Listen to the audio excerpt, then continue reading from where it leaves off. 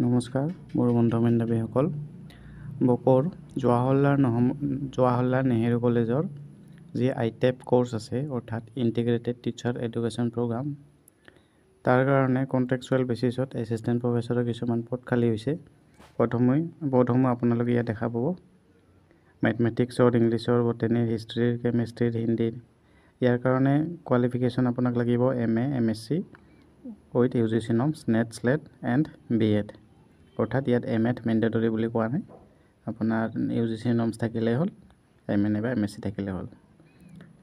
আকৌ আইটেপৰ কাৰণে এইখিনি। ইয়াৰ উপৰি UG কৰ্চৰ কাৰণে পষ্ট মুকলি হৈছে, যেনেকুৱা মেথছৰ কাৰণে এটা পষ্ট, আছামিছৰ কাৰণে দুটা পষ্ট। ইয়াৰ কাৰণে কোৱালিফিকেশ্যন আপোনাৰ MA, MSc থাকিলে হ'ল আৰু UGC নৰ্মছ প্লাছ নেট নাইবা স্লেট যিকোনো এটা থাকিলে হ'ল। আৰু ইয়াৰ ৱাক ইন ইণ্টাৰভিউ হয়। ৱাক ইন ইণ্টাৰভিউৰ ডেট দিয়া হৈছে ইয়াত 12 তাৰিখ আগষ্টৰ, অৰ্থাৎ এই 12 তাৰিখে ৱাক ইন ইণ্টাৰভিউ হ'ব। চ' আপোনালোক যদি ইণ্টাৰেষ্টেড হয় নিশ্চয়কৈ ইয়াত জইন কৰিব পাৰিব।